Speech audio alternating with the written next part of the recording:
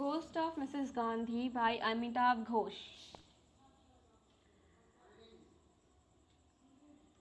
Nowhere else in the world did the year 1984 fulfill its apocalyptic portents as it did in India. বিশ্বের আর কোথাও 1984 সালে ভারতে যেমন তার সর্বনাশপূর্ণতা পূর্ণ করেনি, বিশ্বের ভারত ছাড়া আর কোথাও এভাবে এরকম মারাত্মক সর্বনাশ, মারাত্মক দাঙ্গা ঘটেনি। Separatist violence in the Punjab, the military attack on the Great Sikh Temple of Amritsar, the assassination of the Prime Minister Mrs. Indira Gandhi, riots in several cities, the gas disaster in Bhopal. The events followed relentlessly on each other. পাঞ্জাবে বিচ্ছিন্নতাবাদী সহিংসতা, অমৃতসরের মহান শিখ মন্দিরের সামরিক হামলা, প্রধানমন্ত্রী শ্রীমতী ইন্দিরা গান্ধীর হত্যা, বেশ কয়েকটি শহরে দাঙ্গা হয়, ভোপালে গ্যাস বিপর্যয়, ঘটনাগুলি নিরলসভাবে একে অপরকে অনুসরণ করেছে। There were days in 1984 when it took courage to open the New Delhi papers in the morning. 1984 সালে এমন দিন ছিল যখন সকালে নতুন দিল্লির কাগজপত্র খুলতে সাহস লাগে। Of the year's many catastrophes, the sectarian violence following Mrs. Gandhi's death had the greatest effect on my life. বছরের অনেক বিপর্যয়ের মধ্যে মিসেস গান্ধীর মৃত্যুর পরে সাম্প্রদায়িক সহিংসতা আমার জীবনে সবচেয়ে বেশি প্রভাব ফেলেছিল।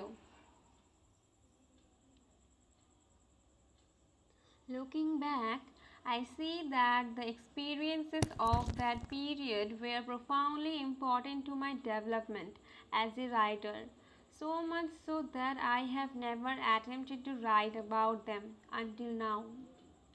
পিছনে ফিরে তাকালে আমি দেখতে পাই যে সেই সময়ের অভিজ্ঞতাগুলি একজন লেখক হিসেবে আমার বিকাশের জন্য গভীরভাবে গুরুত্বপূর্ণ ছিল, এত বেশি যে আমি এখন পর্যন্ত তাদের সম্পর্কে লেখার চেষ্টা করিনি।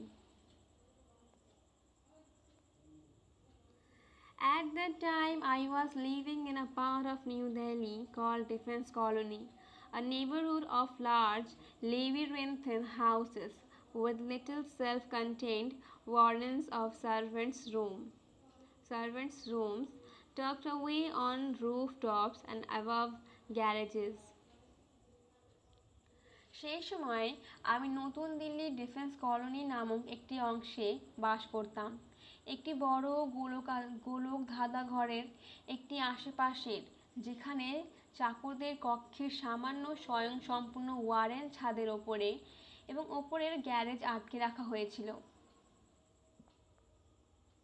When I lived there, those rooms had come to house a floating population of the young and straitened journalists, copywriters, minor executives, and university people like myself.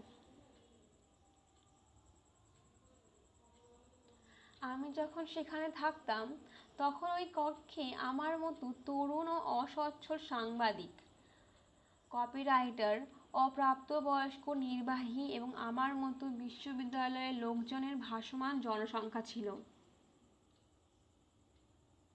We battened upon this wealthy enclave like mites in a honeycomb, spreading from rooftop to rooftop. আমরা এই ধনী ছিটমহলের ওপর মৌচাকের মাইটসের মতো bat করেছি, ছাদ থেকে ছাদে ছড়িয়ে পড়েছি। Our ramshackle leaves curtailed from our landlords of chiffon-draped washing lines. Our ramshackle leaves curtailed from our landlords of chiffon-draped washing lines and thickets and of TV serials. Our ramshackle leaves curtailed from our landlords of chiffon-draped washing lines and thickets of TV serials. Chiffon drop, washing line এবং TV সিরিয়ালের বোঝাপড়ার ঝোপঝাড়ের বাড়িওয়ালাদের কাছ থেকে আমাদের ধাক্কাধাক্কি জীবন কাটানো হয়েছে। I was 28. আমার বয়স ছিল 28। The city I considered home was Calcutta, but New Delhi was where I had spent all my adult life, except for a few years in England and Egypt. আমি যে শহরটিকে বাড়ি বলে মনে করেছি সেটি ছিল কলকাতা, কিন্তু নতুন দিল্লি ছিল যেখানে আমি ইংল্যান্ড এবং মিশরে কয়েক বছর ছাড়া আমার সমস্ত প্রাপ্তবয়স্ক অ্যাডাল্টহুড জীবন কাটিয়েছি। I had returned to India 2 years before, upon completing a doctorate at Oxford, and recently found a teaching job at Delhi University. আমি অক্সফোর্ডে ডক্টরেট শেষ করে 2 বছর আগে ভারতে ফিরে এসেছি এবং সম্প্রতি তৎকালীন দিল্লি বিশ্ববিদ্যালয়ে শিক্ষকতার চাকরি পেয়েছি। But it was in the privacy of my big backing rooftop hut that my real life was lived.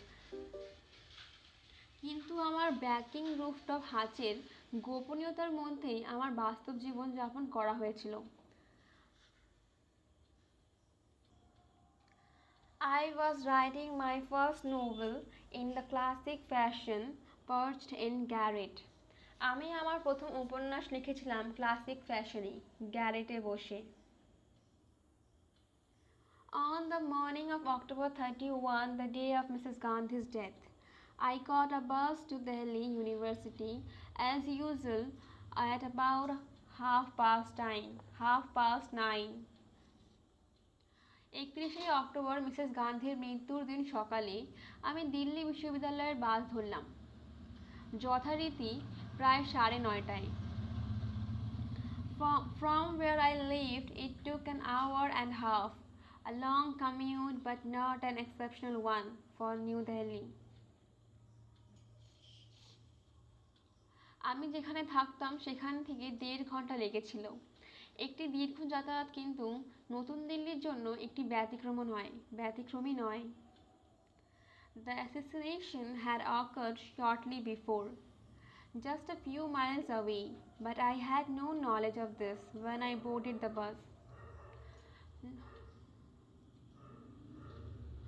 এই হত্যাকাণ্ডের কিছুক্ষণ আগে ঘটেছিল, মাত্র কয়েক মিল দূরে, কিন্তু আমি যখন বাসে উঠি তখন এই বিষয়ে আমার কোনো জ্ঞান ছিল না। Nor did I notice anything untoward at any point during the 90-minute journey. 90 মিনিটের যাত্রায় আমি কোনো অপ্রীতিকর কিছু লক্ষ্য করিনি, মিস্টিরিয়াস কিছু লক্ষ্য করিনি। But the news traveling by word of mouth raced my bus to the university. কিন্তু খবর মুখে শব্দে ভ্রমণ বিশ্ববিদ্যালয়ে আমার বাস রেস করে। When I walked into the grounds, I saw not the usual boisterous, frisbee-throwing crowd of students, but a small group of people standing intently around transistor radio. আমি যখন মাঠে ঢুকলাম তখন দেখলাম সাধারণ উচ্ছৃঙ্খল ফ্রিসবি নিক্ষেপকারী ছাত্রদের ভিড় নয়, ট্রানজিস্টর রেডিওর চারপাশে নিবিড়ভাবে দাঁড়িয়ে থাকা একটি ছোট দল। A young man detached himself from one of the huddles and approached me, his mouth twisted into light-tripped, knowing smile that seems always to accompany the gambit. Have you heard? একজন যুবক আড্ডা থেকে নিজেকে বিচ্ছিন্ন করে আমার কাছে এলো। তার মুখে হালকা টিপতে পেঁচিয়ে গেল। জেনে রাখা হাসি বা সর্বদা গ্যাম্বিটের সাথে থাকা বলে মনে হয়। তুমি কি শুনেছ? The campus was humming, he said. তিনি বললেন, ক্যাম্পাস গুনগুন করছিল। No one knew for sure, but it was being said that Mrs. Gandhi had been shot. কেউ নিশ্চিতভাবে জানতে পারেনি, তবে বলা হচ্ছে মিসেস গান্ধীকে গুলি করা হয়েছে। The word was that she had been assassinated by two Sikh bodyguards in revenge for her having sent troops to raid the Sikhs' Golden Temple in Amritsar earlier that year. কথাটি ছিল যে সে বছরের শুরুতে অমৃতসরে শিখদের স্বর্ণ মন্দিরে অভিযান চালানোর জন্য সৈন্য পাঠানোর প্রতিশোধে তাকে দুই শিখ দেহরক্ষীর দ্বারা হত্যা করা হয়েছিল। Just before starting into the lecture room, I heard a report on All India Radio, the national network. Mrs. Gandhi had been rushed to hospital after her attempted assassinations. বক্তৃতা কক্ষে পা রাখার ঠিক আগে আমি জাতীয় নেটওয়ার্ক অল ইন্ডিয়া রেডিওতে একটি প্রতিবেদন শুনলাম। মিসেস গান্ধীকে তার হত্যা চেষ্টার পরে দ্রুত হাসপাতালে নিয়ে যাওয়া হয়েছিল। Nothing stopped the momentum of the daily routine carried things forward. কিছুই থামেনি। প্রতিদিনের রুটিনের গতি জিনিসগুলোকে এগিয়ে নিয়ে যায়। প্রতিদিন যেমন দিন চলে সেভাবেই দিন চলতে থাকলো। I went into a classroom and began my lecture, but not many students had shown up, and those who had were distracted and distant. There was a lot of fidgeting.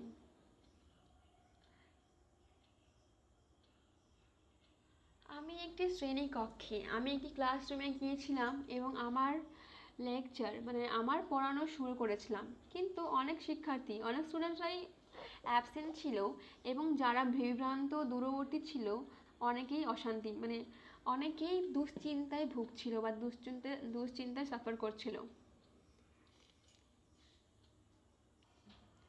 Halfway through the class, I looked out through the room's single, slate-like window.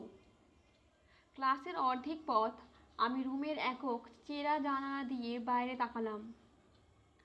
The sunlight lay bright on the lawn below and on the trees beyond.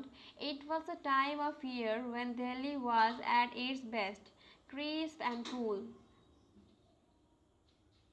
নিচের লনে এবং তার বাইরের গাছগুলিতে সূর্যের আলো উজ্জ্বল ছিল। এটি বছরের সময় ছিল যখন দিল্লি তার সেরা খাস্তা এবং শীতল সময়। Its abundant greenery freshly watered by the recently retreated monsoons. Its skies washed, sparkling clean. By the time I turned back, I had forgotten what I was saying and had to reach for my notes. সম্প্রতি তৎকালীন পিছিয়ে যাওয়া বর্ষা দ্বারা তার প্রচুর সবুজ সতেজ জল দেওয়া হয়েছে। এর আকাশ ঝকঝকে পরিষ্কার হয়েছে। আমি ফিরে আসার সময় আমি কি বলছি তা ভুলে গিয়েছিলাম এবং আমার নোটের জন্য পৌঁছাতে হয়েছিল। My unsteadiness surprised me. I was not an uncritical admirer of Mrs. Gandhi. আমার অস্থিরতা আমাকে অবাক করছে। আমি মিসেস গান্ধীর অকল্পনীয় ভক্ত ছিলাম না। I am not uncritical admirer of Mrs. Gandhi. Amitabh Ghosh Mrs গান্ধীকে পুরোপুরি ফলো করতেন না বা পুরোপুরি ওনার উপর মুগ্ধ ছিলেন না। তা সত্ত্বেও তিনি তার মৃত্যুর শোকে একটু অস্থির বোধ করেছিলেন। Her brief period of semi-dictatorial rule in the mid-70s was still alive in my memory. 70-এর দশকের মাঝামাঝি তার আধা স্বৈরাচারী শাসনের সংক্ষিপ্ত সময় এখনও আমার স্মৃতিতে বেঁচে আছে।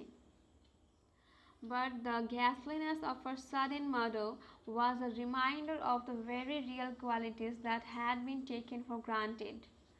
Her fortitude, her dignity, her physical courage, her endurance.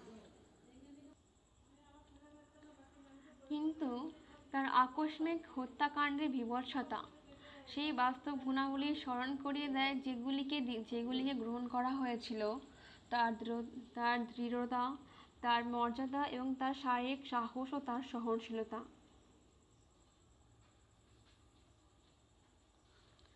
Yet it was just not grief I felt at that moment. তবুও এটা ঠিক দুঃখ ছিল না, আমি এই মুহূর্তে অনুভব করেছি। Rather, it was a sense of something loose, of a mooring coming united somewhat within. বরং এটি ছিল আলাদা কিছুর অনুভূতি, একটি মুড়ি, একটি দুঃখ বা শোক এসে কিছুটা ভেতরে একত্রিত হওয়ার অনুভূতি। The first reliable report of Mrs. Gandhi's death was broadcast from Karachi by Pakistan at around 1:30 p.m. Mrs গান্ধীর মৃত্যুর প্রথম নির্ভরযোগ্য রিপোর্ট পাকিস্তানের করাচি থেকে সম্প্রচার করা হয়েছিল প্রায় 1:30টায়। On all India radio, regular broadcast had been replaced by music. All India রেডিওতে নিয়মিত সম্প্রচারের জায়গায় গানের জায়গা হয়েছিল। I left the university in the late afternoon with the friend Hari Sen, who lived at the other end of the city. I needed to make a long distance call and he had offered to let me use his family telephone. শহরের অপর প্রান্তে থাকা এক বন্ধু হরি সেনের সঙ্গে বিকেলে বিশ্ববিদ্যালয় থেকে বের হয়েছিলাম। আমাকে একটি দূর দূরান্তে কল করতে হয়েছিল এবং তিনি আমাকে তার পারিবারিক টেলিফোন ব্যবহার করতে দেওয়ার প্রস্তাব করেছিলেন। To get to Hari's house, we had to change buses at Connaught Place, the elegant circular arcade that lies at the geographical heart of Delhi, linking the old city with the new. As the bus swung around the periphery of the arcade, I noticed that the shops, stalls, and eateries were beginning to shut down, even though it was still afternoon.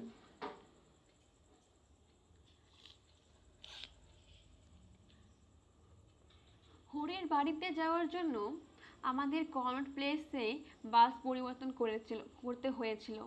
সেই মার্জিত বৃত্তাকার তোরণ যা দিল্লির ভৌগোলিক কেন্দ্রে অবস্থিত, পুরনো দিল্লি এবং নতুন দিল্লির সাথে কানেক্ট করানো হয়, মানে সংযুক্ত করে। যখন বাসটি কনট প্লেসের চারপাশে ঘুরছিল বা বেরোচ্ছিল বা ক্রস করছিল, আমি লক্ষ্য করলাম যে দোকান, স্টল এবং খাবারের দোকানগুলি বন্ধ হতে শুরু করছে, যদিও তখনও বিকেল।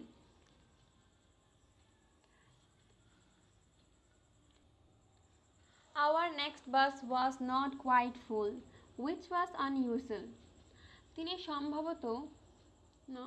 আমাদের পরের বাসটি পুরোপুরি পূর্ণ ছিল না, যা ছিল অস্বাভাবিক। Just as it was pulling out, a man ran out of the office and jumped on. এটি বের করার সময় একজন লোক অফিস থেকে দৌড়ে বেরিয়ে এসে ঝাঁপিয়ে পড়ল। He was middle-aged and dressed in shirt and trousers, evidently an employee in one of the government buildings. তিনি মধ্যবয়সী এবং শার্ট এবং ট্রাউজার পরিহিত ছিলেন, স্পষ্টতই একটি সরকারি ভবনের একজন কর্মচারী ছিলেন। He was a Sikh, but I scarcely noticed this at the time. তিনি একজন শিখ ছিলেন, কিন্তু আমি সেই সময় এটি খুব কমই লক্ষ্য করেছি।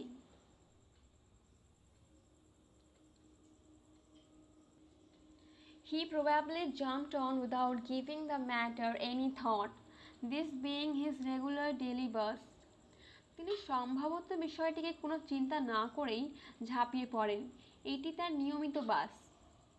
But as it happened on this day, no choice could have been more unfortunate, for the route of the bus went past the hospital where Indira Gandhi's body then lay. কিন্তু যেমনটি ঘটেছিল এই দিনে এর চেয়ে দুর্ভাগ্যজনক আর কোনো বিকল্প হতে পারে না, কারণ বাসের রুটটি হাসপাতালের পাশ দিয়ে চলে গিয়েছিল, যেখানে ইন্দিরা গান্ধীর দেহ তখনও পড়েছিল। Certain loyalists in her party had begun inciting the crowds gathered there to seek revenge.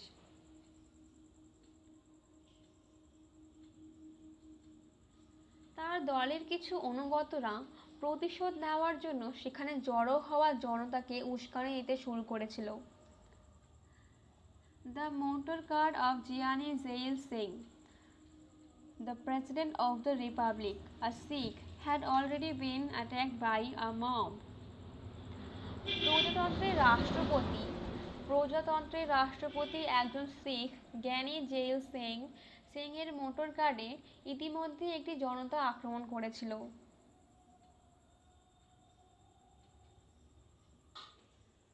None of this was known to us then, and we would never have suspected it. Violence had never been directed at the Sikhs in Delhi. এর কিছুই তখন আমাদের জানা ছিল না এবং আমরা কখনোই সন্দেহ করতাম না দিল্লিতে শিখদের প্রতি সহিংসতা কখনোই পরিচালিত হয়নি। As the bus made its way down New Delhi's broad, tree-lined avenues, official-looking cars with outriders and escorts overtook us, speeding toward the hospital. বাসটি নতুন দিল্লির বিস্তীর্ণ গাছের সারিবদ্ধ রাস্তাগুলি থেকে নেমে যাওয়ার সাথে সাথে আউটরাইডার এবং এসকর্ট সহ অফিসিয়াল চেহারার গাড়িগুলি হাসপাতালের দিকে দ্রুত গতিতে আমাদেরকে ছাড়িয়ে গেল। As we drew nearer, it became evident that a large number of people had gathered there. আমরা যতই কাছে এলাম দেখা গেল সেখানে বিপুল সংখ্যক লোক জড়ো হয়েছে। But this was no ordinary crowd. It seemed to consist of red-eyed young men in half-button shirts. তবে এটা কোনো সাধারণ ভিড় ছিল না। মনে হয়েছিল অর্ধেক বোতাম মুক্ত, মানে হচ্ছে অর্ধেক বোতাম খুলে রাখা শার্টে লাল চোখের অর্ধেক বোতামমুক্ত শার্টে লাল চোখের যুবকদের নিয়ে। এই দলে এই যে জড়ো হয়েছিল, এই জড়ো হওয়ার মধ্যে যারা জড়ো হয়েছিল তারা রাগে ক্ষুণ্ণ হয়ে এসেছিল এবং শিখদের ওপর রিভেঞ্জ নেওয়ার প্রতিশোধে তাদের চোখ লাল ছিল। It was now that I noticed that my Sikh fellow passenger was showing signs of anxiety. Sometimes standing up to look out, sometimes glancing out the door. এখন আমি লক্ষ্য করেছি যে আমার শিখ সহযাত্রী উদ্বিগ্নতার লক্ষণ দেখাচ্ছে, অ্যাংজাইটি ফিল করছে, কখনো বাইরে তাকানোর জন্য দাঁড়িয়ে আছে, কখনো কখনো দরজার দিকে তাকাচ্ছে। It was too late to get off the bus. Thugs were everywhere. বাস থেকে নামতে দেরি হয়ে গেল, গুন্ডারা সর্বত্র ছিল। এই মুহূর্তটা অনেক দেরি হয়ে গেছে, কেননা মব গুন্ডা সবাই শিখদের খোঁজাখুঁজি করছিল ওদের মারার জন্য।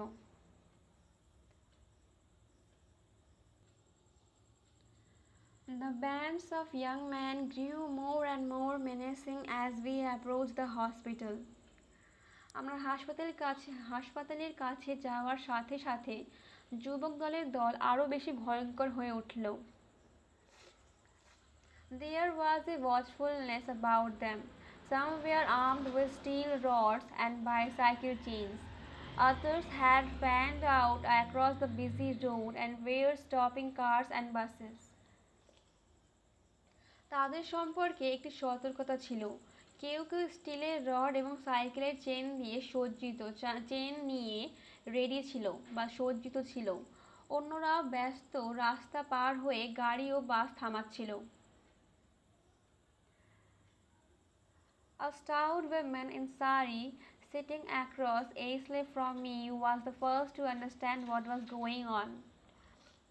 আমার কাছ থেকে করিডোর জুড়ে বসে থাকা শাড়ি পরা একজন সুথুল মহিলা প্রথমে বুঝতে পেরেছিলেন কি হচ্ছে। Rising to her feet, she gestured urgently at the Sikh who was sitting hunched in his seat. তার পায়ের কাছে উঠে তিনি জরুরিভাবে শিখের দিকে ইঙ্গিত করলেন, যিনি তার আসন কুঁকড়ে বসেছিলেন। She hissed at him in Hindi, telling him to get down and keep out of sight. সে তাকে হিন্দিতে হেসে বলল, হেসে তো না মানে হালকা স্বরে বলল তাকে নিচে নামতে এবং দৃষ্টির বাইরে থাকতে বলল। The man started in surprise and squeezed himself into the narrow foot space between the seats. লোকটি অবাক হয়ে শুরু করলো এবং সিটের মাঝখানে সরু পাদদেশে নিজেকে চেপে ধরল। Minutes later, our bus was intercepted by a group of young men dressed in bright, sharp synthetics. কয়েক মিনিট পরে উজ্জ্বল ধারালো কৃত্রিম পোশাক পরা একদল যুবক আমাদের বাসটিকে আটকে দেয়। Several had bicycle chains wrapped around their wrist. বেশ কয়েকজনের কবজির চারপাশে সাইকেলের চেন জড়িয়ে ছিল। They ran along beside the bus as it slowed to a halt. We heard them call out to the driver through the open door, asking if there were any Sikhs in the bus. বাসটি থেমে যাওয়ায় তারা ছুটে যায়। আমরা শুনলাম তারা খোলা দরজা দিয়ে ড্রাইভারকে ডাকতে বলছে বাসে কোনো শিখ আছে কিনা। The driver shook his head. Driver মাথা নাড়ল। No, he said, there were no Sikhs in the bus. না, তিনি বললেন বাসে কোনো শিখ ছিল না।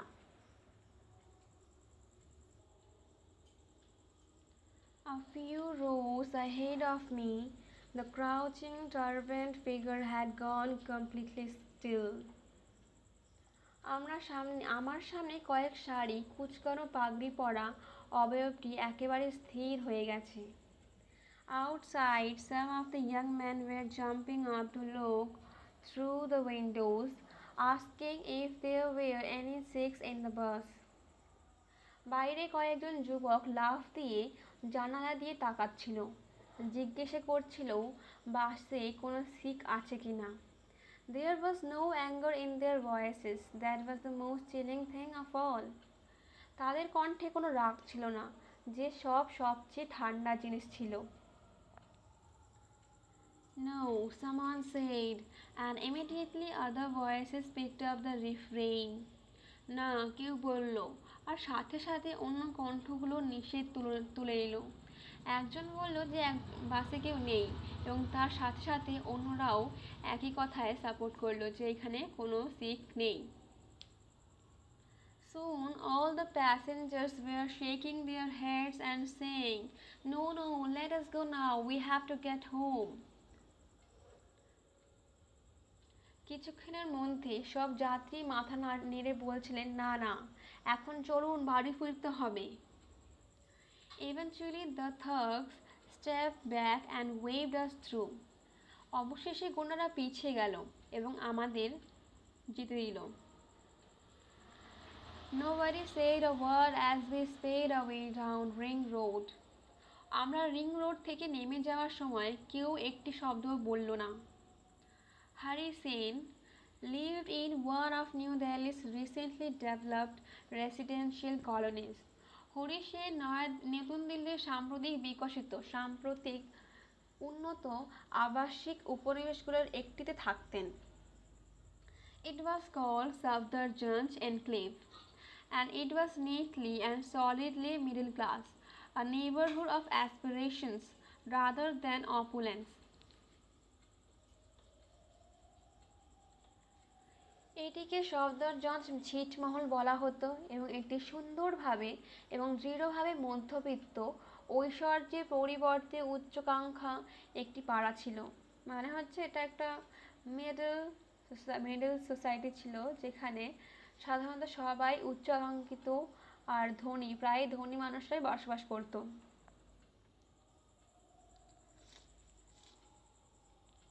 Like most such suburbs, the area had a mixed population. Sikhs were well represented. এই ধরনের বেশিরভাগ শহরতলির মতো এই এলাকায় একটি মিশ্র জনসংখ্যা ছিল। শিখদের ভালো প্রতিনিধিত্বও ছিল। A long street ran from end to end of the neighborhood, like the spine of a comb with parallel side streets running off it.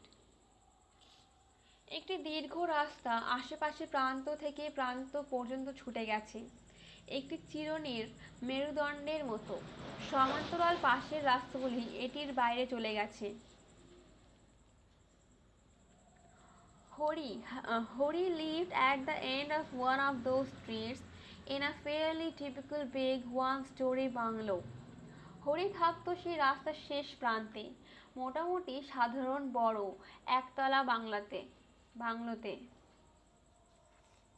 The house next door, however, was much grander and uncharacteristically daring in design. তবে পাশের বাড়িটি ডিজাইনের দিক থেকে অনেক বড় এবং চরিত্রহীনভাবে সাহসী ছিল।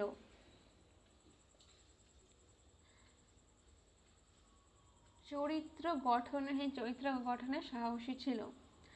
An angular structure, it was perched rakishly on stilts. একটি কৌণিক কাঠামো একটি স্টিলার্সের ওপরে র্যাকিশলি বসানো ছিল। Mr. Wawa, the owner, was an elderly Sikh who had spent a long time abroad, working with various international organizations. Mister বাবা মালিক ছিলেন একজন বয়স্ক শিখ যিনি বিদেশে দীর্ঘ সময় কাটিয়েছেন, বিভিন্ন আন্তর্জাতিক সংস্থার সাথে কাজ করেছেন। For several years, কয়েক বছর ধরে, he had resided in Southeast Asia, thus the Steelers. কয়েক বছর ধরে তিনি দক্ষিণ পূর্ব এশিয়ায় বসবাস করেছিলেন, এইভাবে স্টিলার্সে। Hori lived with his family in a household so large and eccentric that it had come to be known among his friends as Macondo, after Gabriel Garcia Marquez's magical village. Hari তার পরিবারের সাথে এত বড় এবং উদ্ভট একটি পরিবারে বসবাস করত যে গ্যাব্রিয়েল গার্সিয়া মার্কেজের জাদুকরী গ্রামের পরে এটি তার বন্ধুদের মধ্যে ম্যাকোনো নামে পরিচিত হয়েছিল। On this occasion, however, only his mother and teenage sister were at home. এই উপলক্ষে অবশ্য বাড়িতে শুধু তার মা ও কিশোরী বোন ছিলেন। I decided to stay over. আমি থাকার সিদ্ধান্ত নিয়েছি।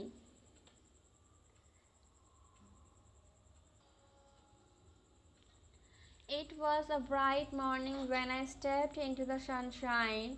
I came upon a sight that I could never have imagined. এটি একটি উজ্জ্বল সকাল ছিল। আমি যখন সূর্যের আলোতে পা রাখলাম, আমি এমন একটি দৃশ্য দেখতে পেলাম যা আমি কল্পনাও করতে পারিনি। In every direction, columns of smoke rose slowly into a limpid sky. চারিদিকে ধোঁয়ার স্তম্ভ ধীরে ধীরে একটি অলস আকাশে উঠল। Sikh houses and businesses were burning. শিখদের বাড়িঘর ও ব্যবসা প্রতিষ্ঠান জ্বালিয়ে দেওয়া হয়। The fires were so carefully targeted that they created an effect quite different from that of a general conflagration. It was like looking upward into the vault of some vast pillared hall.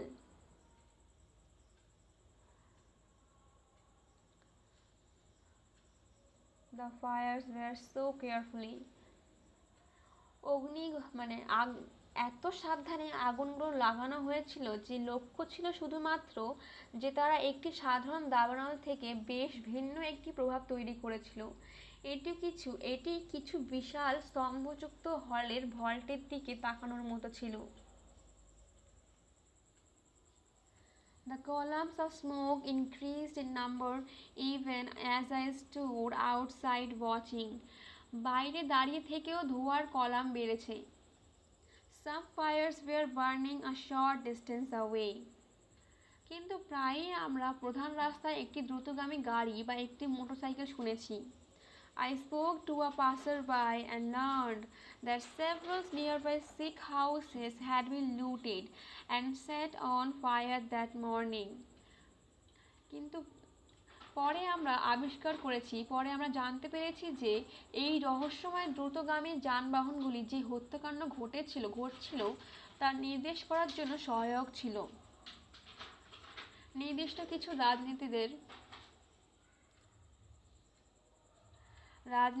রাজনীতিবিদদের দ্বারা সুরক্ষিত সংগঠকরা শহরের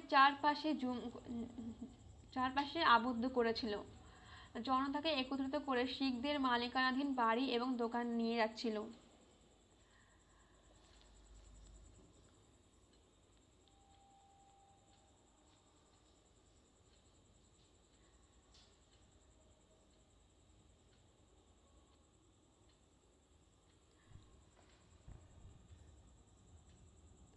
I spoke to a passerby and learned that several nearby Sikh houses had been looted and set on fire that morning. The mob had started at the far end of the colony and was working its way in our direction. Hindus or Muslims who had sheltered Sikhs were also being attacked. Their houses too were being looted and burned. বাইরে দাঁড়িয়ে থেকেও ধোঁয়ার column বেড়েছে। অল্প দূরে কিছু আগুন জ্বলছিল। আমি একজন পথচারীর সাথে কথা বলেছি এবং জানতে পেরেছি যে সেদিন সকালে আশেপাশের বেশ কয়েকটি শিখ বাড়ির লুটপাট করা হয়েছে এবং আগুন লাগানো হয়েছে। জনতা উপনিবেশের শেষ প্রান্তে শুরু হয়েছিল এবং আমাদের দিক দিয়ে কাজ করেছিল। যে হিন্দু বা মুসলমানরা শিখদের আশ্রয় দিয়েছিল তাদেরও আক্রমণ করা হচ্ছিল। তাদের বাড়িঘরও লুটপাট ও পুড়িয়ে দেওয়া হয়েছিল। It was still and quite eerily so. এটা এখনো বেশ ভয়ানক ছিল। The usual sounds of rush hour traffic were absent, but every so often we heard a speeding car or a motorcycle on the main street. Later we discovered that these mysterious speeding vehicles were instrumental in directing the carnage that was taking place. Protected by certain politicians, organizers were zooming around the city, assembling the mobs and transporting them to Sikh-owned houses and shops. এটা এখনো বেশ ভয়ানক হচ্ছিল। ভিড়ের সময় ট্রাফিকের স্বাভাবিক শব্দ ছিল না বললেই চলে, কিন্তু প্রায়ই আমরা প্রধান রাস্তায় একটি দ্রুতগামী গাড়ি বা একটি মোটরসাইকেল শুনেছি। পরে আমরা আবিষ্কার করেছি যে এই রহস্যময় দ্রুতগামী এই স্পিডি যানবাহনগুলি যে হত্যাকাণ্ড ঘটছিল তা নির্দেশ করার জন্য সহায়ক ছিল। নির্দিষ্ট কিছু রাজনীতিবিদদের দ্বারা সুরক্ষিত সংগঠকরা শহরের চারপাশে জুম করেছিল, জনতাকে একত্রিত করে শিখদের মালিকানাধীন বাড়ি এবং দোকানে নিয়ে যাচ্ছিল।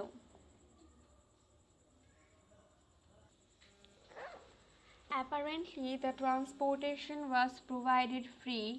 A civil rights report published shortly afterwards stated that this phase of violence began with the arrival of groups of armed people in tempo vans, scooters, motorcycles, or trucks, and went to say fire was everywhere. It was the day's motive.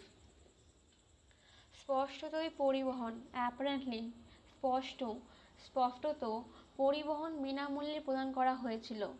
শীঘ্রই পরে প্রকাশিত একটি নাগরিক অধিকার প্রতিবেদনে বলা হয়েছে যে সহিংসতার এই পর্যায়টি টেম্পো, ভ্যান, স্কুটার, মোটরসাইকেল ও ট্রাকে সশস্ত্র লোকেদের দলগুলির আগমনের সাথে শুরু হয়েছিল এবং বলেছিল পেট্রোলের ক্যান নিয়ে তারা এলাকায় ঘুরে বেড়ায় এবং শিখ বাড়ি, দোকান ও গুরুদ্বারে পরিকল্পিতভাবে আগুন ধরিয়ে দেয়। লক্ষ্য ছিল প্রাথমিকভাবে তরুণ শিখরা। Fire was everywhere, it was the day's motive. Fire was everywhere, it was the day's motive. এই লাইনটা সত্যি বলতে খুবই গুরুত্বপূর্ণ। It was the day's motive. শিখদের তরুণদের মারার বা হত্যা করার একটা উদ্দেশ্য ছিল, যাতে তাদের তরুণ শিখদের হত্যার জন্য শিখরা শিখরা যেন নিজেদের ভুল, নিজেদের যে একজন যে ভুল বা দুজন শিখ যে ভুল করেছে, প্রধানমন্ত্রী ইন্দিরা গান্ধীকে হত্যা করেছে, সেই সেই ভয়টা যাতে তাদের মনে আসে, তার জন্য তারা সবাই, তার যেই মবদের মোটিভ ছিল তরুণদের, বিশেষ করে তরুণদের হত্যা করা।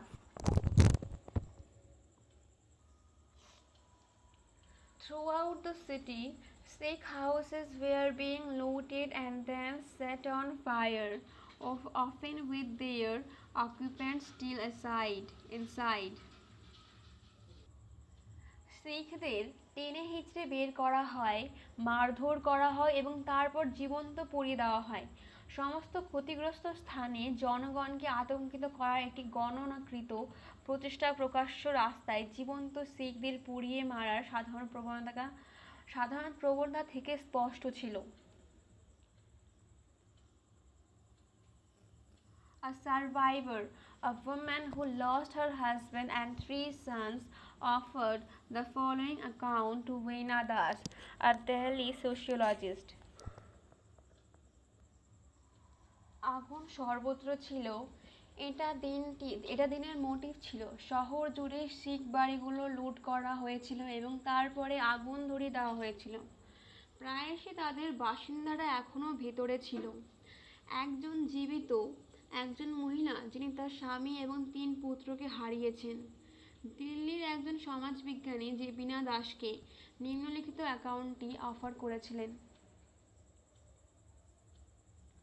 Over the next few days, some 2,500 people died in Delhi alone. কিছু লোক Some people, the neighbors, one of my relatives, said it would be better if we hid in an abiding house nearby. So so my husband, my husband to our 3 sons and his there. We locked the house from outside, but there was trickery in people's hearts. Someone must have told the crowd. They baited him to come out, then they poured kerosene on that house. They burned them alive. When I went there that night, the bodies of my sons were on the loft, huddled together. কিছু লোক, প্রতিবেশী, আমার এক আত্মীয় বলল, ভালো হতো যদি আমরা কাছাকাছি কোনো পরিত্যক্ত বাড়িতে লুকিয়ে থাকি। তাই আমার স্বামী আমাদের 3 ছেলেকে নিয়ে সেখানে লুকিয়েছিলেন। আমরা বাইরে থেকে ঘরে তালা দিয়েছিলাম, কিন্তু মানুষের হৃদয়ে বিশ্বাসঘাতকতা ছিল। কেউ নিশ্চয়ই জনতাকে বলেছে, কেউ নিশ্চয়ই সেই মবদের বলেছিল, তারা তাকে বাইরে আসার জন্য প্রলোভন দেয়। এরপর ওই বাড়িতে কেরোসিন ঢেলে দেয়, তাদের জীবন্ত পুড়িয়ে দেওয়া হয়। সেই রাতে যখন আমি সেখানে গিয়েছিলাম, তখন আমার ছেলেদের মৃতদেহ মাচায় ছিল, একসাথে আবদ্ধ। Over the next few days, some 2,500 people died in Delhi alone. পরের কয়েকদিনে শুধুমাত্র দিল্লিতেই প্রায় 2,500 লোক মারা গেছে। Thousands more died in other cities. অন্যান্য শহরে আরও হাজার হাজার মারা গেছে। The total death toll will never be known. More total will be known. Total death toll will never be known. মোট মৃত্যুর সংখ্যা কখনোই জানা যাবে না। The dead were overwhelmingly Sikh men. নিহতরা ছিল অত্যন্ত শিখ পুরুষ। Entire neighborhoods were gutted. Tens of thousands of people were left homeless. সমস্ত আশেপাশের এলাকা ধ্বংস করা হয়েছিল, হাজার হাজার মানুষ গৃহহীন হয়ে পড়ে। Like many other members of my generation, I grew up believing that mass slaughter of the kind that accompanied the partition of India and Pakistan in 1947 could never happen again. আমার প্রজন্মের অন্য অনেক সদস্যের মতো আমি এই বিশ্বাসে বড় হয়েছি যে 1947 সালে ভারত ও পাকিস্তান বিভাজনের সাথে যে ধরনের গণহত্যা হয়েছিল তা আর কখনো ঘটতে পারে না। But that morning in the city of Delhi, the violence had reached the same level of intensity. কিন্তু সেদিন সকালে দিল্লি শহরের সহিংসতা ভয়ঙ্কর একটি রূপ ধারণ করেছিল, যেটি একই মাত্রায় পৌঁছেছিল। As Hori and I stood staring into the smoke-streaked sky, Mrs. Sen, Hori's mother, was thinking of matters closer at hand. Hari এবং আমি যখন ধোঁয়াচ্ছন্ন আকাশের দিকে তাকিয়েছিলাম, তখন হরির মা মিসেস সেন হাতের কাছের বিষয়গুলো নিয়ে ভাবছিলেন। She was about 50. তার বয়স ছিল প্রায় 50। A tall, graceful woman with a gentle, soft-spoken manner. লম্বা, ভদ্র, মৃদুভাষী ভদ্র মহিলা। In an understand way, she was also deeply religious, a devout Hindu. একটি অপ্রকাশিত উপায়ে তিনি গভীরভাবে ধার্মিক একজন ধর্মপ্রাণ হিন্দু ছিলেন। When she heard what was happening, she picked the phone and called Mr. and Mrs. Wawa, the elderly Sikh couple next door, to let them know that they were welcome to come over. যখন তিনি শুনতে পেলেন কি ঘটছে, তখন তিনি ফোনটি তুলেছিলেন এবং পাশের বাড়ির বয়স্ক শিখ দম্পতি মিস্টার অ্যান্ড মিসেস বাওয়াকে ফোন করেছিলেন, তাদের জানাতে যে তারা আসতে স্বাগত জানিয়েছে। She met with unexpected response, an awkward silence. তিনি অপ্রত্যাশিত প্রতিক্রিয়ার সাথে দেখা করেছিলেন, একটি বিশ্রী নীরবতা। Mrs. Bawa thought she was joking and wasn't sure whether to be amused or not.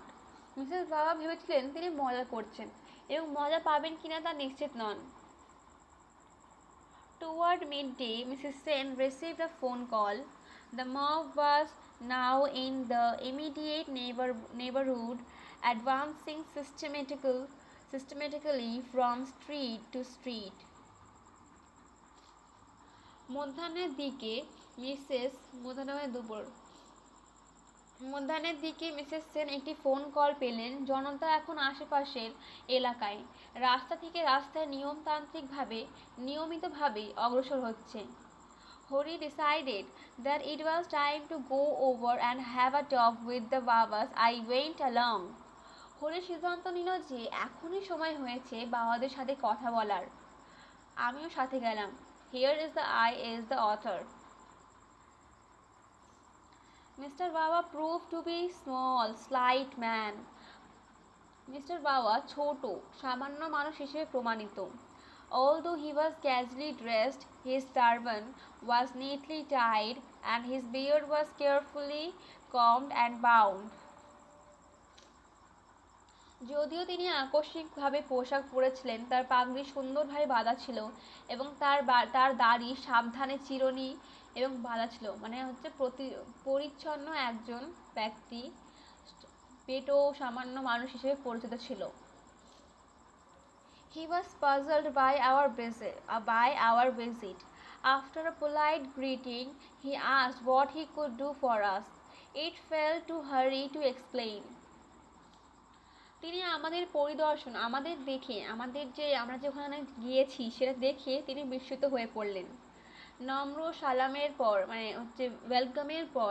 ওয়েলকামিংয়ের পর তিনি আমাদের জন্য কি করতে পারেন জিজ্ঞেস করলেন।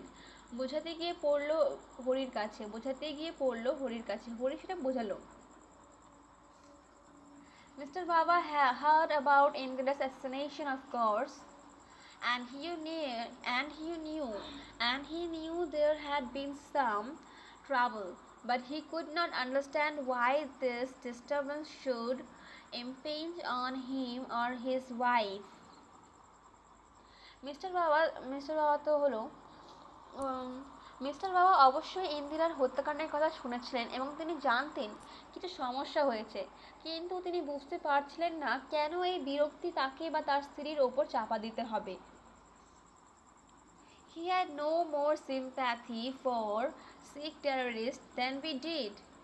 His revolution at the assassination was, if anything, even greater than ours.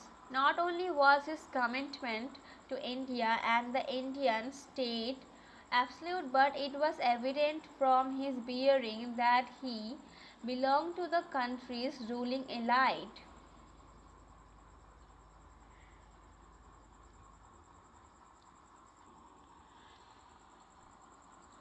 শিখ সন্ত্রাসীদের প্রতি তার আমাদের চেয়ে বেশি সহানুভূতি ছিল না।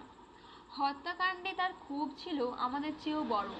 শুধু ভারত ও ভারতীয় রাষ্ট্রের প্রতি তার প্রতিশ্রুতি নিরঙ্কুশ ছিল না, বরং তার ভারসাম্য থেকে স্পষ্ট ছিল যে তিনি দেশের শাসক গোষ্ঠীর অন্তর্ভুক্ত। How do you explain to someone who has spent a lifetime cocooned in privilege that a potentially terminal rent has appeared in the wrappings? আপনি কিভাবে এমন একজনকে ব্যাখ্যা করবেন যিনি বিশেষ অধিকারের সাথে আজীবন কাটিয়েছেন, যে একটি সম্ভাব্য টার্মিনাল ভাড়া মোড়ানো হয়েছে? We found ourselves faltering. আমরা নীড়ের অলস খুঁজে পেয়েছি। Mr. Baba could not bring himself to believe that a mob might. জনাব বাওয়া নিজেকে বিশ্বাস করতে পারেনি যে একটি জনতা তাকে আক্রমণ করতে পারে।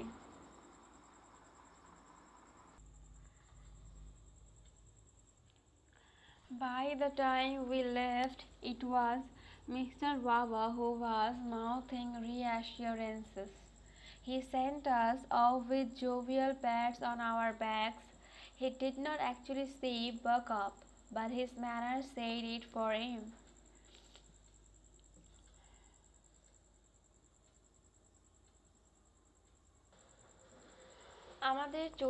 আমরা চলে যাওয়ার সময় মিস্টার বাওয়াই আশ্বাস দিয়েছিলেন তিনি আমাদের পিঠে আনন্দদায়ক প্যাট দিয়ে আমাদের বিদায় জানান। তিনি আসলে ব্যাকআপ বলেননি তাকে, তবে তার পদ্ধতি তার জন্য এটি বলেছিল। We were confident that government would soon act to stop the violence. In India, there is a drill associated with civil disturbances. A curfew is declared. Paramilitary units are deployed. In extreme cases, the army marches to the stricken areas. আমরা আত্মবিশ্বাসী ছিলাম যে সরকার শীঘ্রই সহিংসতা বন্ধে পদক্ষেপ নেবে। অথরের বিশ্বাস ছিল যে সরকার এইসব হিংসতার বিরুদ্ধে পদক্ষেপ অবশ্যই নেবে। ভারতে নাগরিক ঝামেলার সাথে যুক্ত একটি মহড়া রয়েছে। একটি কারফিউ ঘোষণা করা হয়েছে। আধা সামরিক ইউনিট মোতায়েন করা হয়। চরম ক্ষেত্রে সেনাবাহিনী দুর্গত এলাকায় অগ্রসর হয়।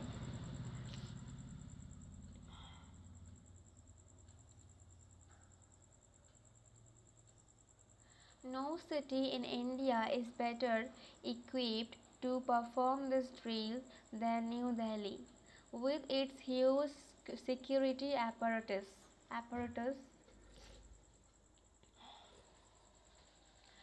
ভারতের কোনো শহর নতুন দিল্লির চেয়ে এই ড্রিলটি সম্পাদনের জন্য তার বিশাল নিরাপত্তা ব্যবস্থা সহ সজ্জিত নয়। We learned later that in some cities, Calcutta for example, the state authorities did act promptly to prevent violence. But in New Delhi and much of North India, hours followed with a response.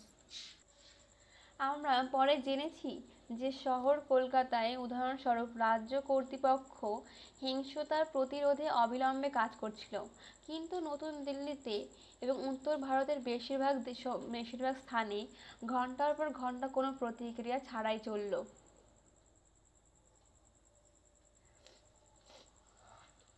Every few minutes we turned to the radio, hoping to hear that the army had been ordered out. All we heard was mournful music and description of Mrs. Gandhi's lying in a state of coming and goings of dignitaries, foreign and national. The bulletins could have been message from another planet. প্রতি কয়েক মিনিটে আমরা রেডিওর দিকে ফিরতাম, এই আশায় যে সেনাবাহিনীকে আদেশ দেওয়া হয়েছে। আমরা যা শুনেছি তা হলো শোকপূর্ণ সঙ্গীত এবং রাজ্যে মিসেস গান্ধীর শুয়ে থাকার বর্ণনা, দেশি বিদেশি বিশিষ্ট ব্যক্তিদের আগমন ও যাওয়া। বুলেটিন অন্য গ্রহ থেকে বার্তা হতে পারে।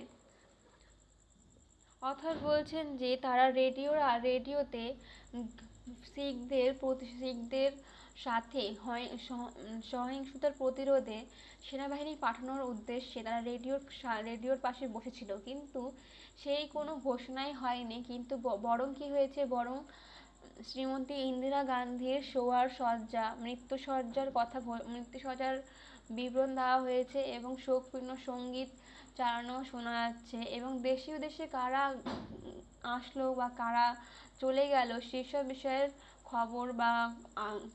খবর দেওয়া হচ্ছে, কিন্তু সেই সেনাবাহিনী বা সেই হিংস্রতার কোনো আওয়াজ বা কোনো প্রতিশ্রুতি বা কোনো খবরই শোনা যাচ্ছে না।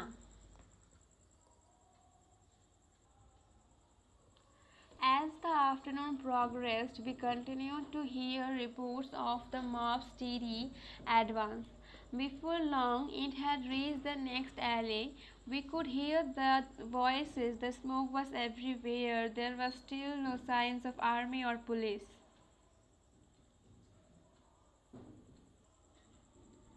বেলা বাড়ার সাথে সাথে আমরা জনতার স্থির অগ্রগতির খবর শুনতে থাকলাম।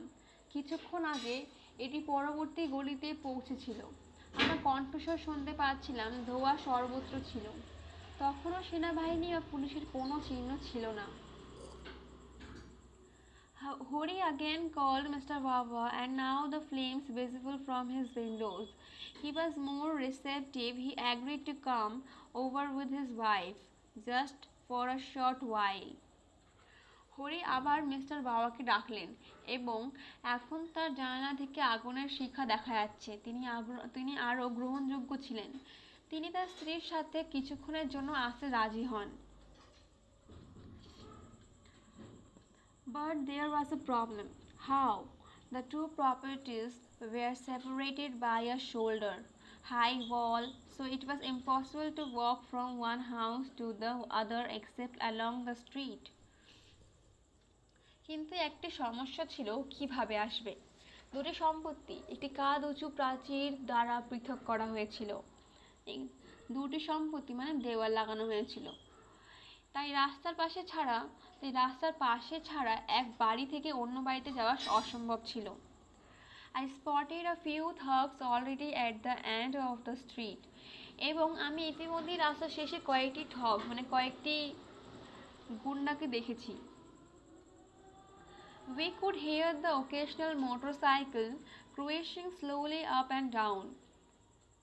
আমরা মাঝে মাঝে মোটরসাইকেলের আওয়াজ শুনতে পাচ্ছিলাম, ধীরে ধীরে উপর নিচে চলছে। The Babas could not risk stepping out in the street. বাবারা রাস্তায় বের হওয়ার ঝুঁকি নিতে পারেনি। They would be seen. The sun had dipped low in the sky, but it was still light. বাবারা রাস্তায় বের হওয়ার ঝুঁকি নিতে পারেনি। তাদের দেখা যাবে সূর্য আকাশে নিচু হওয়া গেছে, কিন্তু তখনও আলো ছিল। Mr. Baba balked at the thought of climbing over the wall. It seemed an inseparable obstacle at his age. But eventually Hari persuaded him to try. Mister বাবা দেওয়ালের ওপরে ওঠার চিন্তায় পিছিয়ে যান দেওয়ালে উঠতে গিয়ে। এটা তার বয়সে একটা অবিচ্ছেদ্য বাধা বলে মনে হয়েছিল, কিন্তু শেষ পর্যন্ত হরি তাকে চেষ্টা করতে রাজি করান। We went to wait for them at the back of the Sen's house. in a spot that was well sheltered from the street. আমরা সেনের বাড়ির পেছনে তাদের জন্য অপেক্ষা করতে গেলাম এমন একটি জায়গায় যা রাস্তা থেকে ভালোভাবে আশ্রয় দেওয়া হয়েছিল। The mob seemed terrifyingly close, the Babas reckless in their tardiness. A long time appeared before the elderly couple finally appeared hurrying towards us. জনতাকে ভয়ঙ্করভাবে কাছাকাছি মনে হচ্ছিল, মানে ওইসব থাকতে নিজের কাছাকাছি খুব মনে হচ্ছিল। বাবারা তাদের দেরিতে বেপরোয়া অনেকক্ষণ আগে বৃদ্ধ দম্পতি অবশেষে হাজির, আমাদের দিকে ছুটে আসছে। Mr. Baba had changed before leaving the houses. He was neatly dressed, dapper, even a blazer and a cravat. Mister বাবা বাড়ির ছাড়ার আগে পরিবর্তিত হয়েছিলেন। তিনি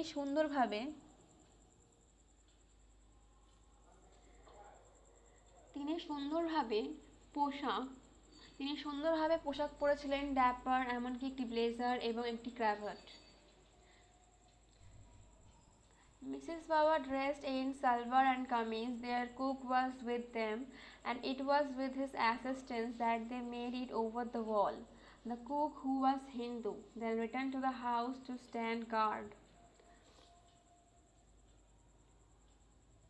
মিসেস বাবা সালোয়ার আর কামিজ পরেছিলেন। তাদের সাথে তাদের বাবুর্চি ছিল, মানে কুক।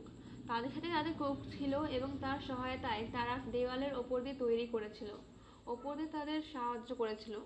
তাদের কুক, যে কিনা হিন্দু ছিল, তারপর সে বাড়ি পাহারা দিতে ফিরে যায়। Hori led the Babas into the drawing room where Mrs. Sen was waiting dressed in a chiffon sari. Hari বাবাদের ড্রয়িং রুমে নিয়ে গেল, যেখানে মিসেস সেন শিফন শাড়ি পরে অপেক্ষা করছিলেন। The room was large and well appointed. It was hung with a rare and beautiful set of miniatures. পর্দা এখন আঁকা এবং প্রদীপ জ্বালানোর সঙ্গে এটা উষ্ণ এবং স্বাগত ছিল, কিন্তু রাস্তায়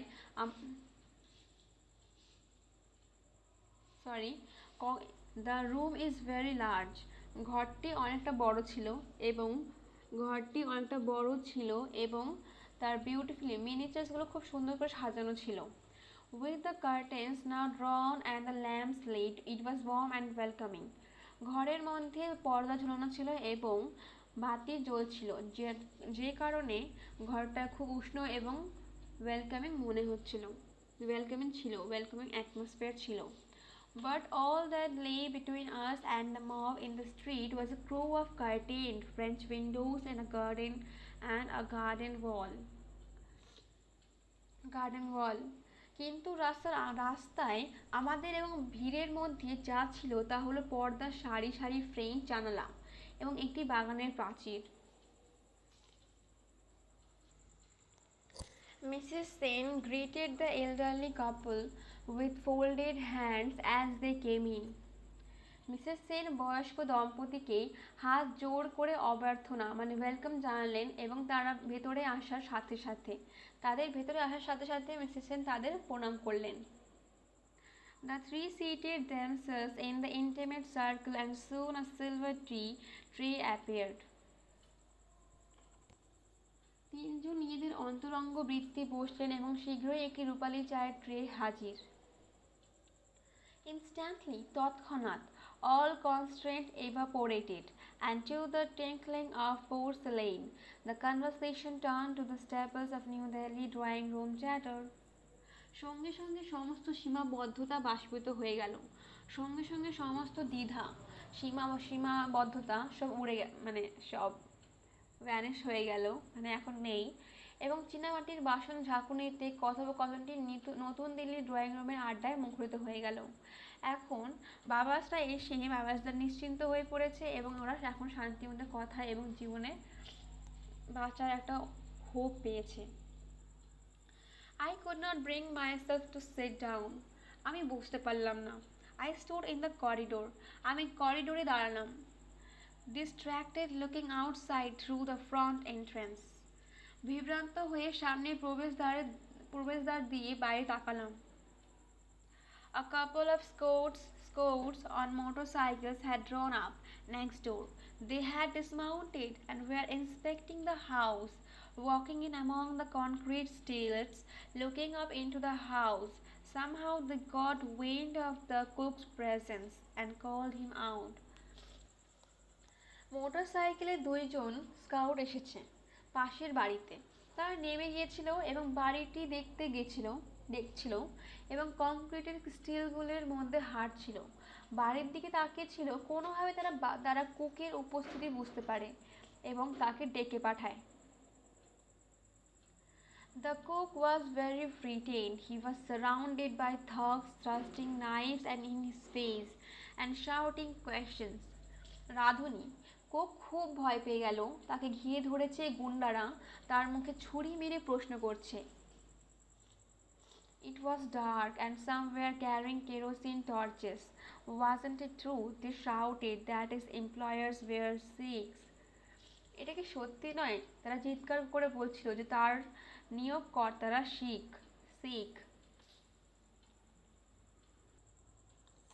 Where were they? Were they hiding inside? Who owned the house, Hindus or Sikhs? Hari and I hid behind the wall and listened to the interrogation.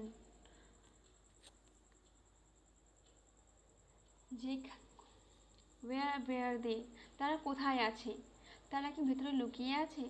বাড়ির মালিক কে, হিন্দু না শিখ? হরি আর আমি দেওয়ালের আড়ালে লুকিয়ে সব শুনছিলাম। কি জিজ্ঞেস করা হচ্ছিল কুকের কাছ থেকে। আমাদের ভাগ্য এই একাকী ভীত মানুষের ওপর নির্ভর করে। Our fates depended on this lone, frightened man. এই লাইনটা কেন বলা হয়েছে? কেননা সেই কুক যদি মুখ ফসকে বাস্তব কথাটি বলে দিত যে তার মালিক একজন শিখ এবং সে পাশের বাড়ি হিন্দুর বাড়িতে লুকিয়ে আছে, তাহলে সে তো ফার্স্টেই সঙ্গে সঙ্গে হরি এবং হরির মা সাথে সাথে বাবাসদেরও জ্যান্ত পুড়িয়ে দেওয়া হতো। Our fates depended on this lone, frightened man. We had no idea what he would do, of how secure the Wavas were of his loyalties, or whether he might seek revenge for some past slight by revealing their whereabouts. If he did, both houses would burn.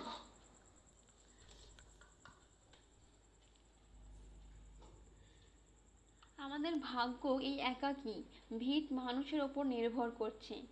আমাদের ভাগ্য এই একজন ভীত মানুষের ওপর নির্ভর করছে যে তিনি কি করবেন সে সম্পর্কে আমাদের কোনো ধারণা ছিল না। কুক কি করবে না, কি বলবে না সে সম্পর্কে অতটাই কোনো ধারণা ছিল না। বাবারা তারা আনুগত্য সম্পর্কে কতটা নিরাপদ ছিল অথবা সে তাদের অবস্থান প্রকাশ করে অতীতের সামান্য কিছু প্রতিশোধ নিতে পারে কিনা। যদি সে করতো তাহলে দুটি ঘরই পুড়ে যাবে।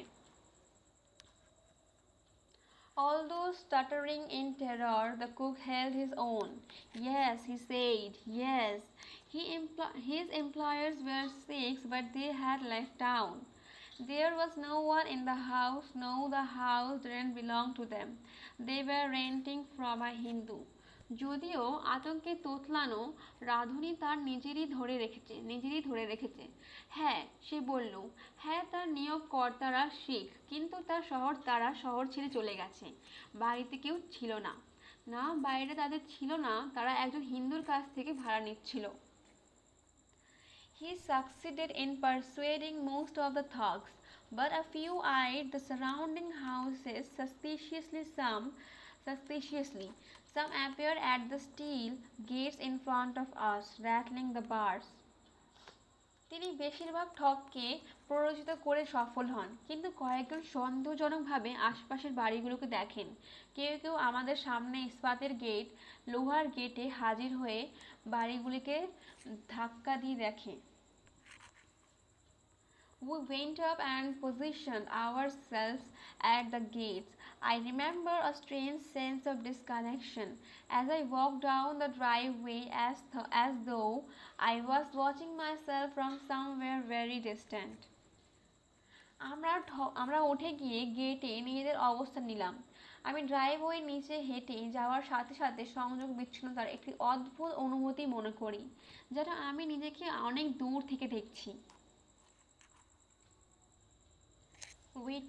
We took hold of the gates and shouted back, "Get away! You have no business here. There's no one inside. The house is empty."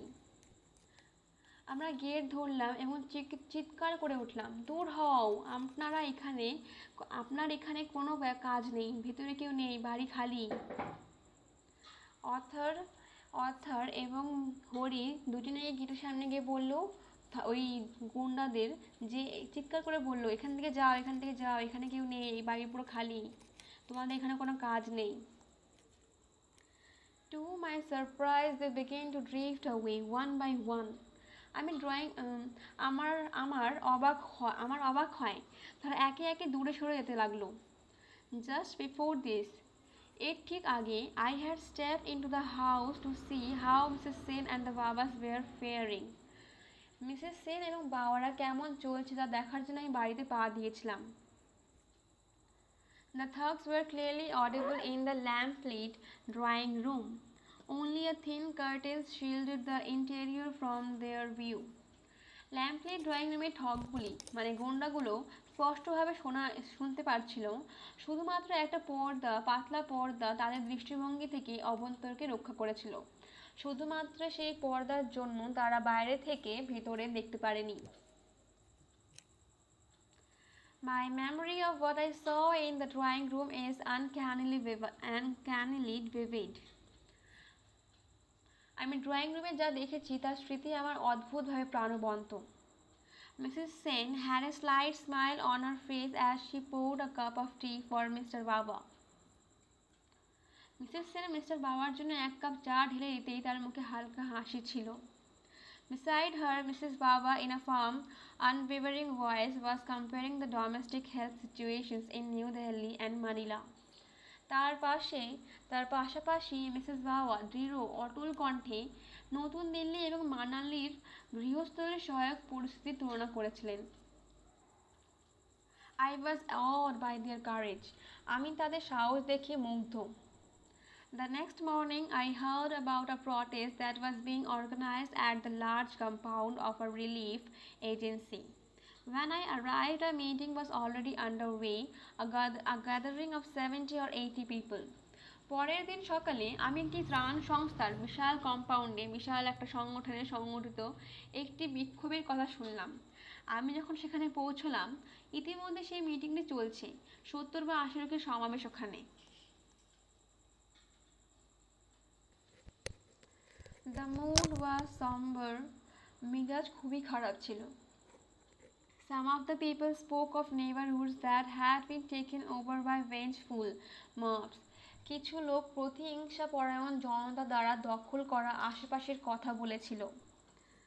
They described countless murders. তারা অসংখ্য মৃত্যুর কথা বর্ণনা করে।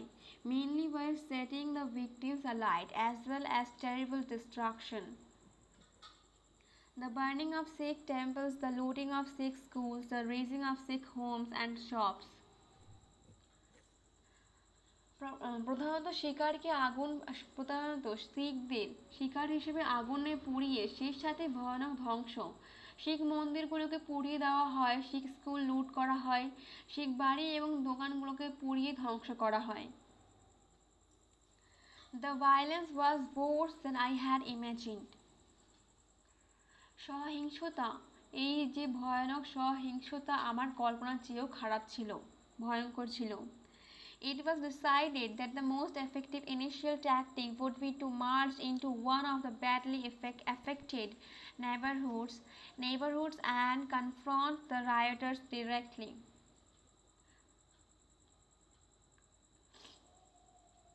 এটি সিদ্ধান্ত নেওয়া হয়েছিল, ইট ওয়াজ ডিসাইডেড, যে সবচেয়ে কার্যকর প্রাথমিক কৌশলটি হবে খারাপভাবে ক্ষতিগ্রস্ত আশেপাশের একটিতে মিছিল করা, যেখানে সব থেকে খারাপ পরিস্থিতি সেখানে মিছিল করতে হবে এবং দাঙ্গাকারীদের সরাসরি মোকাবেলা করতে হবে।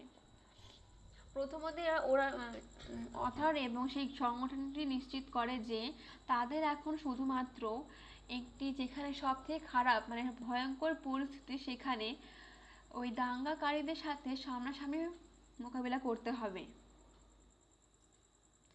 The group had grown 150 men and women, among them Swami Agnivesh, a Hindu ascetic, Ravi Chopra, a scientist and environmentalist, and a handful of opposition politicians, including Chandrasekhar, who became Prime Minister for a brief period several years later.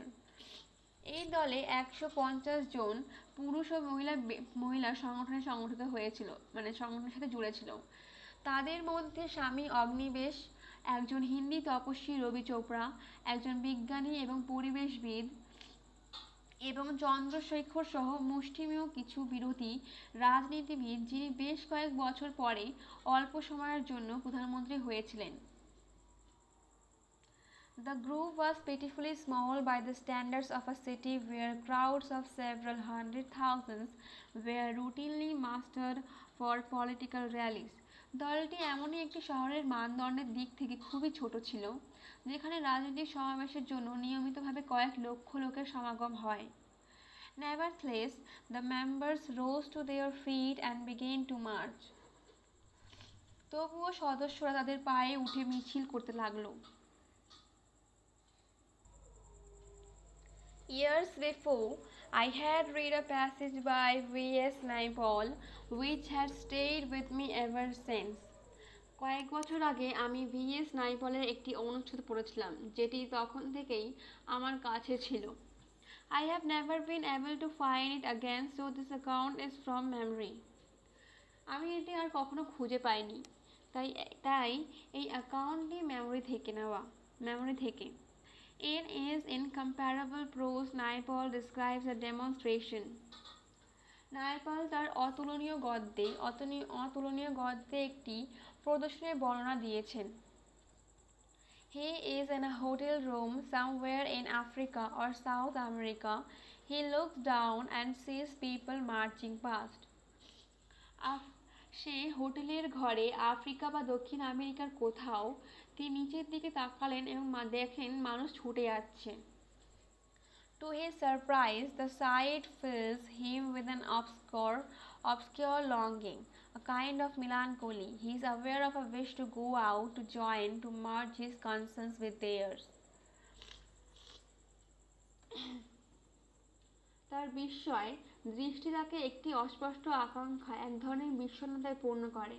সে বাইরে যাওয়ার যোগদান করার তার উদ্বেগকে তাদের সাথে একীভূত করার ইচ্ছে সম্পর্কে সচেতন। সেই মিছিলটিকে দেখে নায়পল সেখানে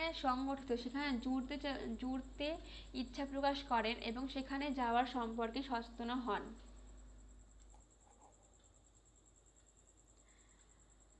Yet he knows he never will. It is simply not in his nature to join crowds. তবুও সে জানে সে কখনোই করবে না। ভিড়ের মধ্যে যোগ দেওয়া তার স্বভাব নয়। For many years I read everything of Naipaul's I could lay my hands on. I couldn't have enough for him. বহু বছর ধরে আমি নাইপলের সব কিছু পড়ি যা আমি হাত দিতে পারি। আমি তাকে যথেষ্ট থাকতে পারে না। আমি তাকে অন্তরঙ্গ আতঙ্কিত মনোযোগের সাথে পড়ি, যা একজন তার সবচেয়ে দক্ষ কথোপকথনের জন্য সংরক্ষণ করে। I read him with the intimate. আমি তাকে নিজের অভ্যন্তরীণ থেকে পড়ি এবং বোঝার চেষ্টা করি। Appellate attention. I read him with the intimate, appellate attention that one reserves for one's most skillful interlocutors. It was he who first made it possible for me to think of myself as a writer working in English. তিনি প্রথম ইংরেজিতে কাজ করে নিজেকে একজন লেখক হিসেবে ভাবতে পেরেছিলেন। I remember the passage because I believed that I too was not a joiner, and in Naples' pitiless mirror, I thought I had seen an aspect of myself rendered visible. আমি সেই অনুচ্ছেদটি মনে রেখেছিলাম কারণ আমি বিশ্বাস করতাম যে আমিও একজন যোগদানকারী নই এবং নাইপলের নির্দয় আয়নায় আমি ভেবেছিলাম যে আমি নিজের একটি দিক দৃশ্যমান দেখেছি। Yet, as this forlorn little group marched out of the shelter of the compound, I did not hesitate for a moment. Without a second thought, I joined. তবুও যখন এই অসহায় ছোট্ট দলটি কম্পাউন্ডের আশ্রয় থেকে বেরিয়েছিল, আমি এক মুহূর্তের জন্য দ্বিধা করিনি। দ্বিতীয় চিন্তা ছাড়াই আমি যোগ দিয়েছিলাম। The march headed first to Lajpat Nagar, a busy commercial area a mile or so away. I knew the area though it was in New Delhi. Its streets resembled the older parts of the city where small cramped shops tended to spill out into the footpaths.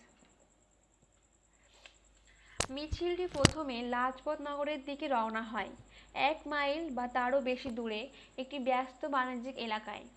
এলাকা is known, the area is known to me. যদিও এটি নতুন দিল্লিতে ছিল, তবে এর রাস্তাগুলো শহরের পুরনো অংশগুলোর সাথে সাদৃশ্যপূর্ণ বা একই রকম দেখতে, যেখানে ছোট ছোট দোকানগুলি ফুটপাতে ছড়িয়ে পড়ে। We were shouting slogans as we marched, hoary Gandhian staples of peace and brotherhood from half a century before. আমরা যখন মিছিল করছিলাম তখন আমরা স্লোগান দিচ্ছিলাম, অর্ধ শতাব্দী আগে থেকে শান্তি ও ভ্রাতৃত্বের গান্ধীবাদী প্রধান। Then suddenly we were confronted with a starkly familiar spectacle, an image of 20th century urban horror, burned out cars, their ransacked interiors visible through smashed windows, debris and rubble everywhere. তারপর হঠাৎ করেই আমাদের মুখোমুখি হলো একটি অতি পরিচিত দৃশ্য, বিংশ শতাব্দীর শহরে ভীতির একটি চিত্র। পুড়ে যাওয়া গাড়ি, ভাঙা জানলা দিয়ে তাদের ভাঙচুর করা অভ্যন্তরীণ দৃশ্য, সর্বত্র ধ্বংসস্তূপ এবং ধ্বংস অবশেষ। Blackened pots had been strewn along the street. রাস্তার ধারে কালো পাত্র ছড়িয়ে দেওয়া হয়েছিল। A cinema had been gutted, and the charred faces of film stars stared out at us from half-burned posters. একটি সিনেমা ধ্বংস হয়ে গেছে এবং অর্ধ পোড়া পোস্টার থেকে চলচ্চিত্র তারকাদের পোড়া মুখগুলো আমাদের দিকে তাকিয়ে আছে। As I think back to that march, my memory breaks down, details dissolve. I recently telephoned some friends who had been there. আমার স্মৃতি সংরক্ষিত দৃশ্যটি এমন একটি মুহূর্তের যখন এটি অনিবার্য মনে হয়েছিল যে আমাদের আক্রমণ করা হবে। যখন আমি সেই মার্চের কথা ভাবি, আমার স্মৃতি ভেঙে যায়, বিভ্রম দ্রোহিত হয়। আমি সম্প্রতি সেখানে থাকা কয়েকজন বন্ধুকে টেলিফোন করেছি। Their memories are similar to mine. In only one respect, they too clung to one scene, while successfully ridding their minds of the rest. The scene my memory preserved is of a moment when it seemed inevitable that we would be attacked. যেখানে স্মৃতিগুলো আমার মতে শুধু একটি বিষয়, তারাও একটি দৃশ্যে আঁকড়ে ধরেছিল এবং সফলভাবে বাকিদের মন থেকে মুক্তি দেয়। আমার স্মৃতি সংরক্ষিত দৃশ্যটি এমন একটি মুহূর্তের যখন এটি অনিবার্য মনে হয়েছিল যে আমাদের আক্রমণ করা হবে। We would be attacked. Rounding a corner, we found ourselves facing a crowd that was larger and more determined looking than any other crowds that we had encountered. On each previous occasion, we had prevailed by marching at the thugs and engaging them directly in dialogues that turned quickly into extended shouting matches. In every instance, we had succeeded in facing them down. একটি কোণে ঘুরে আমরা নিজেদেরকে এমন এক ভিড়ের মুখোমুখি দেখতে পেলাম যা আমাদের মুখোমুখি হওয়া অন্য যে কোনো ভিড়ের চেয়ে আরও বড় এবং আরও দৃঢ় প্রতিজ্ঞ ছিল। আগের প্রতিটি অনুষ্ঠানে আমরা ঠগদের দিকে মিছিল করে এবং তাদের সরাসরি সামনাসামনি ফেস করে সংলাপে জয়ী হয়েছিলাম, যা দ্রুত বর্ধিত চিৎকারের ম্যাচে পরিণত হয়। প্রতিটি ক্ষেত্রেই আমরা তাদের মোকাবেলা করতে সফল হয়েছি। But this particular mob was intent on confrontation. কিন্তু এই বিশেষ জনতা ছিল সংঘর্ষের অভিপ্রায়। As its members advanced on us, brandishing knives and steel rods, we stopped. এর সদস্যরা আমাদের দিকে অগ্রসর হওয়ার সাথে সাথে ছুরি এবং স্টিলের রডগুলি দাগানো আমরা থামলাম। Our voices grew louder as they came towards us. A kind of rapture descended on us, exhilaration in anticipation of a climax. তারা আমাদের দিকে এগিয়ে আসার সাথে সাথে আমরা জোরে জোরে চিৎকার করা শুরু করলাম। এক ধরনের জার আমাদের ওপর নেমে এসেছে, এক ধরনের ভয়ঙ্কর বিপদ আমাদের ওপর নেমে এসেছে। এটি ক্লাইম্যাক্সের প্রত্যাশার উচ্ছ্বাস। We braced for the attack, leaning forward as though into a wind. আমরা আক্রমণের জন্য প্রস্তুত হয়েছিলাম, বাতাসের মতো সামনে ঝুঁকে পড়েছিলাম।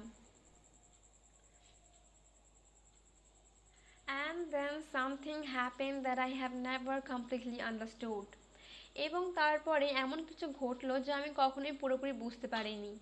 Nothing was said. There was no signal, nor was there any break in the rhythm of our chanting. কিছুই বলা হয়নি, কোনো সংকেত ছিল না বা আমাদের জপের ছন্দে কোনো বিরতি ছিল না। But suddenly all women in our group, and the women made up more than half of the group's numbers, stepped out and surrounded the men. Their saris and kameezes became thin, fluttering barrier, a wall around us. কিন্তু হঠাৎ করেই আমাদের গ্রুপের সব মহিলারা দলের সংখ্যার অর্ধেকেরও বেশি বেরিয়ে এসে পুরুষদের ঘিরে ফেলল। ওদের শাড়ি আর কামিজ পাতলা হয়ে গেল, ঝাপসা বাঁধা আমাদের চারপাশে দেওয়াল। They turned to face the approaching men, daring them to attack. তারা এগিয়ে আসা লোকেদের মুখোমুখি হয়ে তাদের চ্যালেঞ্জ করলো, তাদের আক্রমণ করার সাহস করে।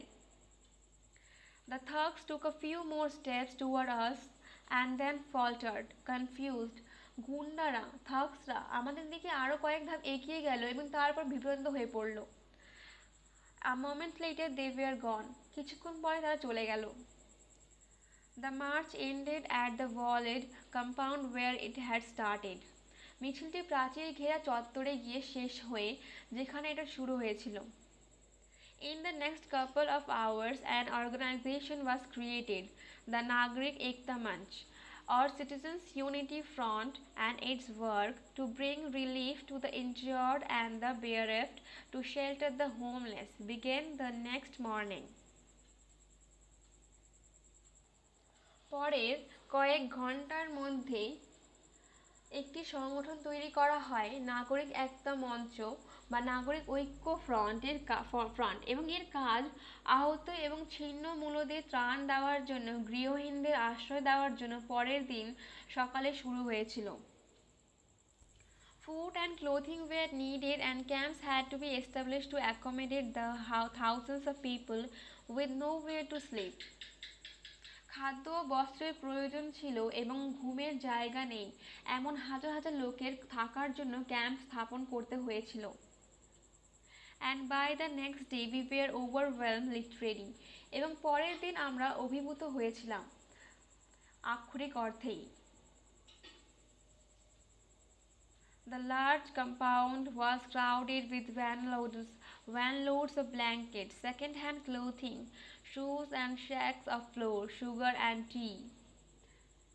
বিশাল কম্পাউন্ডে ভ্যানলোড কম্বল, সেকেন্ড হ্যান্ড পোশাক, জুতো এবং ময়দা, চিনি এবং চায়ের বস্তায় ঠাসা ছিল। Previously hard-nosed, unsentimental businessmen sent cars and trucks. আগে হাড় নাকওয়ালা অংশবেদনশীল ব্যবসায়ীরা গাড়ি এবং ট্রাক পাঠিয়েছিল। There was barely room to move. সরানোর জায়গা ছিল না। My own role in the front was slight. For a few weeks, I worked with the team from Delhi University, distributing supplies in the slums and working class neighborhoods that had been most hit by the rioting. Then I returned to my desk. ফ্রন্টে আমার নিজের ভূমিকা ছিল সামান্য। কয়েক সপ্তাহ ধরে আমি দিল্লি ইউনিভার্সিটির একটি দলের সাথে কাজ করেছি, দাঙ্গায় সবচেয়ে বেশি ক্ষতিগ্রস্ত বস্তিতে এবং শ্রমিক শ্রেণীর আশেপাশে সরবরাহ বিতরণ করেছি, সাপ্লাই করেছি। তারপর আমার ডেস্কে ফিরে এলাম।